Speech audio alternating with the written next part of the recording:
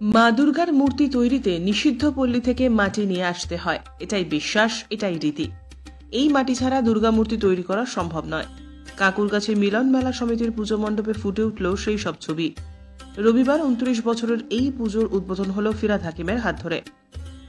এমন কিছু নিয়ম আছে যার ব্যাখ্যা খুঁজে পাওয়া যায় না। সেরকমই এক রীতি হলো পতিতালয়ের মাটি ব্যবহার করে মায়ের মূর্তি করা। অনেকদিন ধরেই এই রীতি মেনে পুজো হয়।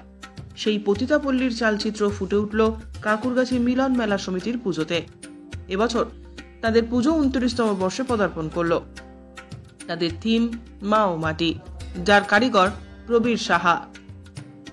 রবিবাসরীয় সন্ধ্যায় কলকাতার মহানাগরিক ফিরহাদ হাকিমের হাত ধরে উদ্বোধন হল এই পুজোর। উপস্থিত ছিলেন পুরমাতা সুপ্তি পাণ্ডে, শ্রেয়া পাণ্ডে, বিধায়ক পরেশ পাল, পুরপিতা শান্তিরঞ্জন কুণ্ডু, মেয়র পরিষদ সদস্য স্বপন সমাদ্দার। কাকুরগাছি মিলন মেলা সমিতির অভিনব ভাবনা পুরনো রীতিকে আর নিষিদ্ধ পল্লীর পরিবেশকেই পরিস্ফুট করে। এখন মূর্তি শিল্পীরাই নিষিদ্ধ পল্লী থেকে মাটি আনতে যান। প্রচলিত বিশ্বাস অনুসারে এই মাটিকে পুণ্য মাটি বলা হয়, কারণ নিষিদ্ধ পল্লীতে যারা গমন করেন তারা তাদের যাবতীয় পুণ্য যৌনকর্মীর ঘরের দরজার বাইরে রেখে ভেতরে কামনা বাসনার জগতে প্রবেশ করেন। ফলে এই মাটি মানুষের সব চারিত্রিক গুণে পুষ্ট হয়ে পুণ্য মাটিতে পরিণত হয়। দুর্গামূর্তি তৈরিতে নিষিদ্ধ পল্লীর মাটি ব্যবহার করার পিছনেও এরকম প্রচলিত বিশ্বাস রয়েছে। দুর্গাপুজোর সময় দেবীর যে নরূপের পুজো করা হয় তা হল নবকন্যা রূপ। এই রূপগুলি হল নটি, ধোপানি, ব্রাহ্মণী, শূদ্রাণী, গোয়ালিনী, কাপালিনী, নাপিতানি, মালিনী এবং পতিতা। এই সমাজের সামনে তুলে ধরতে চায় কাকুরগাছি মিলন মেলা সমিতির দায়িত্বপ্রাপ্ত কর্তারা, যাদের মধ্যে রয়েছেন অনিন্দ সেনগুপ্ত, অভিজিৎ দাস, শুভেন্দু দে, শুভ সমীরেরা। কাকুরগাছি মিলন মেলা সমিতি এইবারে 29তম বর্ষে একটু সাহসী পুজো করার সাহস দেখিয়েছে। এই পুজোটা করার আগে আমরা নিজেরার মধ্যে অনেক আলোচনা পর্যালোচনা করেছি যে এরকম পুজোটা মানুষ ঠিকভাবে নেবে, কিন্তু দেখতে পেলাম আজকে ওপেন হওয়ার পর মানুষ স্বতঃস্ফূর্তভাবে এটা নিয়েছে এবং যে পুরাণের কথাগুলো মানুষ ভুলে যাচ্ছিল সেটা যেন আবার রিভাইভ করলো। তো আমরা দেখিয়েছি যে পতিতালয়ের মাটি ছাড়া যে দুর্গা প্রতিমা অসম্পূর্ণ, তার উপরে থিম করে আমরা এবারে করেছি এবং এই পুরো মণ্ডপটাই একটা পতিতালয় হিসাবে তৈরি করে আমরা দেখানোর চেষ্টা করেছি। আমি বলবো প্রীতিশাকে এর বিস্তারিত বিবরণ দিয়ে তোমাদেরকে জানানোর জন্য। প্রীতিশা। মাটি ও মা, এখানে মাটি ও মা বলা হয়েছে কারণ পতিতালয়ের মাটি দুর্গা প্রতিমা তৈরির জন্য একটি অপরিহার্য উপাদান, তাই জন্য এখানে মাটি ও মা বলা হয়েছে।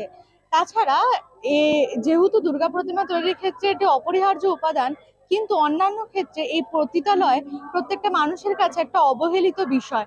সবাই এই পতিতালয় শোনার পর এটাকে একটা নিচু বা সমাজ বহির্ভূত বলে মনে করেন, কিন্তু সেটা যে সমাজ বহির্ভূত নন, ওনারা আমাদের সমাজেরই অংশ এবং আমাদের উৎসবের মধ্যে ওনারা আছেন।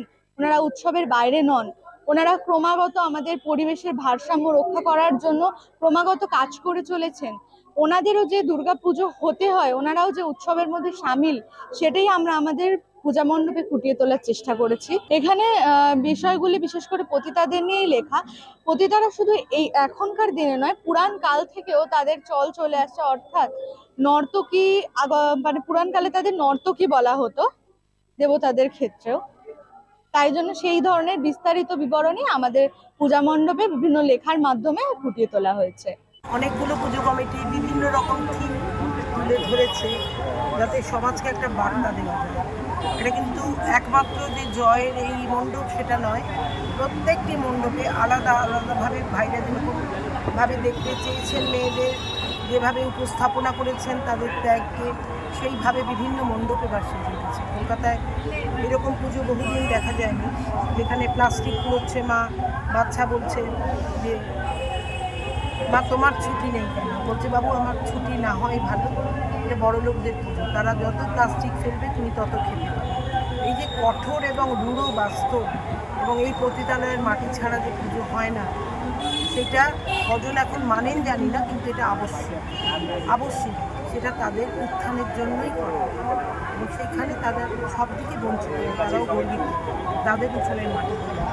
স্বাভাবিকভাবে এটা একটা very challenging and bold steps towards the approach of মানে পূজা, কীভাবে আমরা পুজো করব। এটা সুন্দর দেখিয়েছেন, জয়রা আধুনিক ভেরি কন্টেম্পোরারি। দেখুন, আমরা দুর্গাপূজায় মেতে উঠেছে। আজকে কলকাতা কেন পশ্চিমবাংলা বিভিন্ন জায়গায় এখন থিমে কালচার চলে এসেছে। মানিকতলা মিলন সমিতি এটা একটা আলাদা থিম করেছে, গত বছর ভালো করেছিল, এবছর ভালো করেছে। যেখানে পারবে প্রচুর মানুষ যাবে, কিন্তু মা আমাদের একটাই, মা দুর্গা।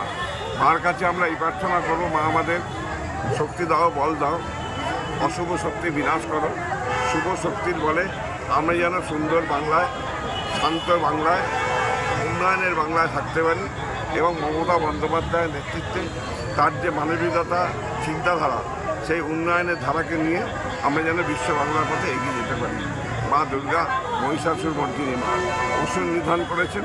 আর আমাদের পশ্চিমবাংলায় যে সকল অশুভ শক্তিগুলো বাড়ির আশেপাশে আনাচে কানাচে ঘুরে বেড়াচ্ছে, সেই অশুভ শক্তিগুলো বিনাশ করুক। সেটা আমাদের মমতা বন্দ্যোপাধ্যায়কে এমন শক্তি দিক, বাংলার নারীদের এমন শক্তি দিক, যেন এই অশুভ শক্তিগুলো যেন বিনাশ করতে। Bureau report, channel 10।